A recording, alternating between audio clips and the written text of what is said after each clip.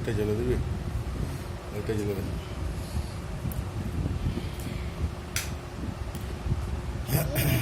আচ্ছা এখানে দেখ, এখানে আছে উপপাদ্য 42, 215 পাতা, 215 পাতা, উপপাদ্য 42। আমার একটা বই আছে, বের করতে পারিস।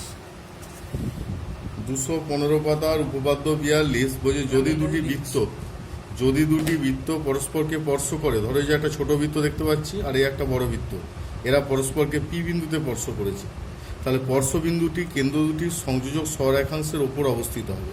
মানে এ ও বি এর যে সংযোজক সরলরেখা তার ওপরে স্পর্শবিন্দুটা থাকবে, এটা প্রমাণ করতে হবে।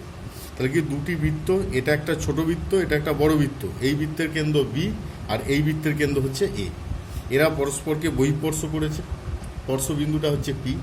তাহলে পি বিন্দুটা প্রমাণ করতে হবে এ ও বি কেন্দ্রদ্বয়ের যে সংযোজক সরলরেখা তার ওপরে পি বিন্দুটা আছে, তার ওপরে। ঠিক আছে, বা এইভাবেও আমরা আঁকতে পারি, এইভাবে বলতে বড় বৃত্তের ভেতরে ছোট বৃত্তটাকে স্পর্শ করেছে, মানে এটা হচ্ছে বহিঃস্পর্শ আর এটা হচ্ছে অন্তঃস্পর্শ, মানে ভেতরে টাচ করছে। তাহলে অন্তঃস্পর্শের কমন বিন্দু হচ্ছে পি, দুটো কেন্দ্র এ আর বি এর যে সংযোজক সরলরেখা তাকে বাড়ানো হয়েছে, বাড়িয়ে দেখা যাচ্ছে যে সেটা হচ্ছে পি বিন্দু দিয়ে যাচ্ছে, এটাও প্রমাণ করা যায়। তাহলে আমরা এই ছবিটার ক্ষেত্রেই করব। এ ও বি কেন্দ্রীয় দুটি বৃত্ত পরস্পরকে পি বিন্দুতে স্পর্শ করেছে, এ ও বি কেন্দ্রীয় দুটি বৃত্ত পরস্পরকে পি বিন্দুতে স্পর্শ করেছে। এ পি বি সমরেখ, এ পি বি এরা হচ্ছে সমরেখ প্রমাণ করতে, সমরেখ। আচ্ছা সমরেখ যদি প্রমাণ করতে হয়, এই প্রমাণ করার একটা উদ্দেশ্য হচ্ছে যে একটা বিন্দুতে দুটো 90 ডিগ্রি দেখাবো, দুটো সমকোণ, একই বিন্দুতে দুটো সমকোণ দেখাবো। যদি দুটো সমকোণ হয় একই বিন্দুতে, তাহলে সরলরেখাটা কি সোজা হয়ে যাচ্ছে? তো সরলরেখাটা সোজা হয়ে যাবে। তাহলে ওই পি বিন্দুতে যদি দুটো 90 ডিগ্রি দেখাতে পারি, বাঁ দিকে একটা ডান দিকে একটা, তাহলে সরলরেখাটা নিচের যে সরলরেখাটা সেটা মানে সমরেখ হয়ে যাবে বা একই লাইন হবে। এটা প্রমাণ করার জন্য অঙ্কনে দেখো এপি ও বিপি যুক্ত করা হচ্ছে, এপি যোগ করা হলো, বিপি যোগ করা হলো, মানে কেন্দ্র আর ওই স্পর্শবিন্দু যোগ করা হচ্ছে। প্রথম বৃত্তের কেন্দ্র আর স্পর্শবিন্দু, দ্বিতীয় বৃত্তের কেন্দ্র আর স্পর্শবিন্দু যোগ করা হচ্ছে। এ কেন্দ্রীয় এবং বি কেন্দ্রীয় বৃত্ত দুটি পরস্পরকে পি বিন্দুতে স্পর্শ করেছে, পি বিন্দুতে বৃত্ত দুটির একটি সাধারণ স্পর্শক আছে, যে স্পর্শকটাকে এই যে আঁকা হয়েছে এসটি। সাধারণ স্পর্শক মানে উভয়েরই স্পর্শক, ছোট বৃত্তেরও স্পর্শক হবে, বড় বৃত্তেরও স্পর্শক হবে, কমন স্পর্শক যেটাকে বলা হচ্ছে। ঠিক আছে, তার সাধারণ স্পর্শক আছে পি বিন্দুতে, সাধারণ স্পর্শক এসটি হলো সাধারণ স্পর্শক, যা দুটি বৃত্তকেই পি বিন্দুতে স্পর্শ করেছে। এসটি হচ্ছে বি কেন্দ্রীয় বৃত্তেরও স্পর্শক, এ কেন্দ্রীয় বৃত্তেরও স্পর্শক, যারা পরস্পরকে পি বিন্দুতে স্পর্শ করছে সেই বিন্দুতে স্পর্শক। এবার এ কেন্দ্রীয় বৃত্তের এসটি যদি স্পর্শক হয়, এপি স্পর্শবিন্দুগামী ব্যাসার্ধ হবে, এপিটা স্পর্শবিন্দুগামী ব্যাসার্ধ। আবার বি কেন্দ্রীয় বৃত্তের যদি এসটি স্পর্শক হয়, তাহলে বিপিটা হবে স্পর্শবিন্দুগামী ব্যাসার্ধ। আর আমরা এমনিতে জানি যে স্পর্শবিন্দুগামী ব্যাসার্ধ আর স্পর্শক পরস্পরের উপর লম্বভাবে থাকে, তাহলে এখানে এপিটা কি লম্ব এসটি, দ্বিতীয় ক্ষেত্রেও বিপিটা লম্ব এসটি। একই বিন্দুতে যদি দুটো লম্ব থাকে তারা কি একটা সরলরেখার উপর অবস্থিত হয়, এটা আমাদের জানা আছে। তাহলে এখান থেকে এপি ও বিপি একই পি বিন্দুতে এসটি সরলরেখার উপর লম্ব, তাহলে এপি বিপি একই সরলরেখার উপর অবস্থিত, এ পি ও বি সমরেখ। তাহলে প্রমাণটা বিশেষ কিছু নয়, প্রমাণটা হচ্ছে দুটো বৃত্ত আছে, একটা এ কেন্দ্রীয় বৃত্ত, একটা বি কেন্দ্রীয় বৃত্ত। এখানে ছবিটা দেখতে পাচ্ছি এ কেন্দ্রীয় বৃত্তটা হচ্ছে বড় বৃত্ত আর বি কেন্দ্রীয় বৃত্তটা হচ্ছে ছোট বৃত্ত, তারা পরস্পরকে পি বিন্দুতে বহিঃস্পর্শ করেছে। প্রমাণ করতে হবে যে এ পি বি হচ্ছে সমরেখ বা একই রেখায় আছে। এটা প্রমাণ করার জন্য অঙ্কনে হচ্ছে এ আর পি যুক্ত করা হচ্ছে, বি আর পি যুক্ত করা হচ্ছে, তার সাথে সাথে একটা সাধারণ স্পর্শকও এঁকে নেওয়া হচ্ছে, পি বিন্দুতে একটা স্পর্শক যেটা হচ্ছে এসটি। এবার প্রমাণের ক্ষেত্রে দেখো, প্রমাণের ক্ষেত্রে এ কেন্দ্রীয় বি কেন্দ্রীয় বৃত্ত পরস্পরকে পি বিন্দুতে স্পর্শ করেছে, তাহলে পি বিন্দুতে সাধারণ স্পর্শকটা হচ্ছে এসটি। তাহলে এপিটা আর এসটি, এপি আর এসটি পরস্পর কি লম্ব হবে, তাহলে এপি লম্ব এসটি, আর বিপি আর এসটি পরস্পর লম্ব হবে, মানে বিপি লম্ব এসটি। তাহলে একই বিন্দুতে যদি দুটো লম্ব থাকে, তাহলে লম্বের যে ভূমিষ্ঠ বাহু দুটো, সেই বাহু দুটো একই রেখার উপর থাকে, ওই কারণে কি এবিটা হচ্ছে এপিবি, এরা হচ্ছে সমরেখ। ঠিক আছে, এই গেল মেন উপপাদ্য। এবার এখানে দেখ এই 13-14 প্রয়োগ 216 পাতার যে 13 প্রয়োগ আছে এবং 14 প্রয়োগ আছে, এই দুটো প্রয়োগ মানে ইম্পর্টেন্ট। তার মধ্যে বিশেষ করে 14 প্রয়োগটা মানে অনেক সময় পড়ে আর কি, 14টা। তাহলে 13-14 এই দুটো প্রয়োগ করতে হবে। এখানে 16 প্রয়োগটা বাদ দিলেও চলবে। 13 প্রয়োগটা দেখ, 13 প্রয়োগে দেখতে পাচ্ছি যে একটা কেন্দ্রীয় বৃত্ত আছে। কেন্দ্রীয় বৃত্তের এবি ব্যাসটা অঙ্কন করা আছে। এবি ব্যাসের এ ও বি বিন্দুতে দুটো স্পর্শক অঙ্কন করা হয়েছে।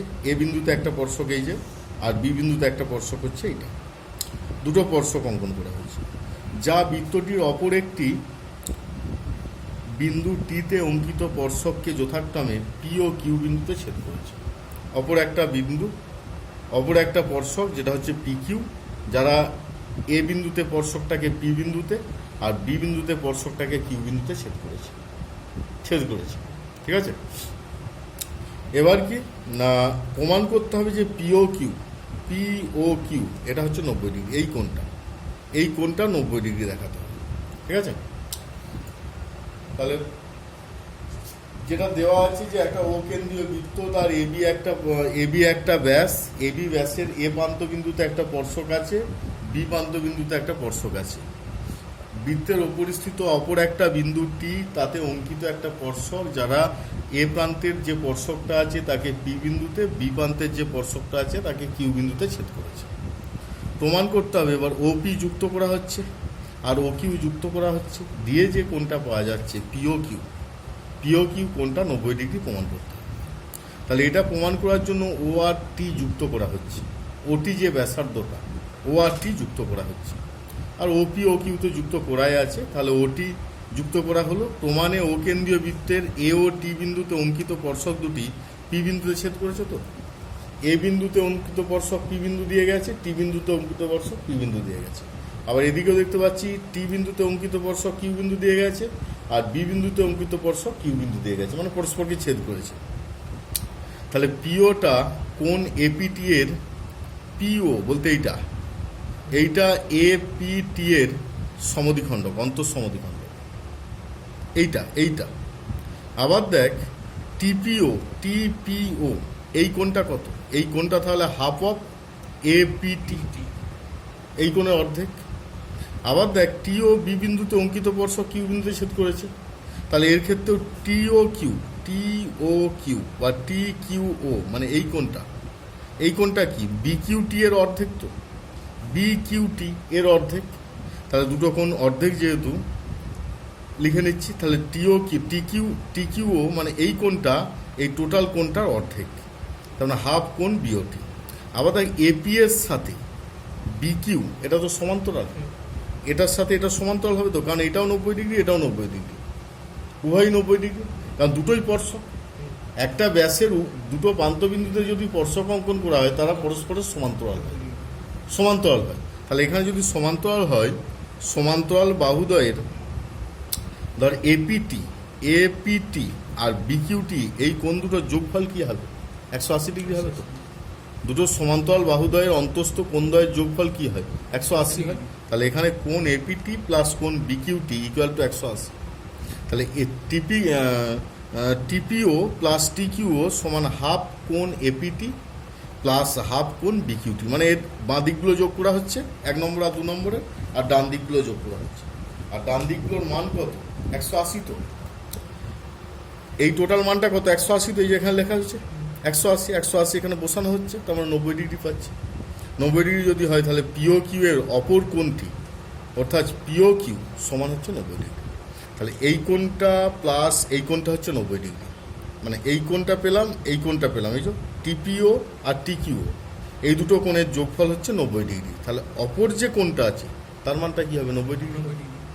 তাহলে এখানে কিছুই নয়, প্রথম কথা হচ্ছে এর অর্ধেক নেওয়া হচ্ছে, যেহেতু ওপিটা এর সমদ্বিখণ্ডক, এর অর্ধেক নেওয়া হচ্ছে যেহেতু ওকিউটা হচ্ছে এর সমদ্বিখণ্ডক।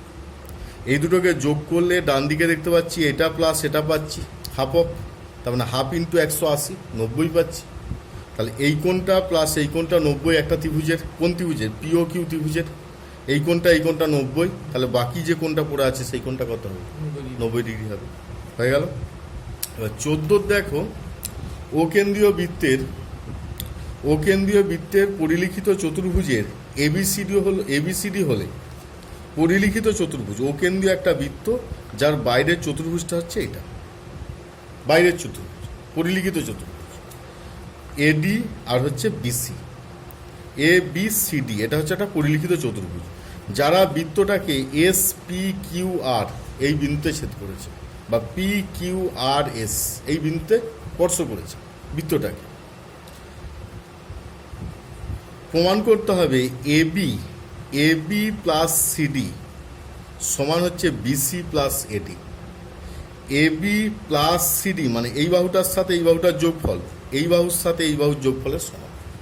ঠিক আছে, এবার আমি একটা কথা বলি যে এপি আর এস সমান হবে তো, এর সাথে এটা সমান হবে, এর সাথে এটা সমান হবে, এর সাথে এটা সমান হবে, আর এর সাথে এটা সমান হবে। এপি সমান এস, বিপি সমান বিকিউ, সিকিউ সমান সিআর, ডিআর সমান ডিএস, চারটে সমান। আবার দেখ, এর বাম দিকের সঙ্গে এর বাম দিক যদি যোগ করি তাহলে এর ডান দিকের সাথে ডান দিক যোগ হবে তো।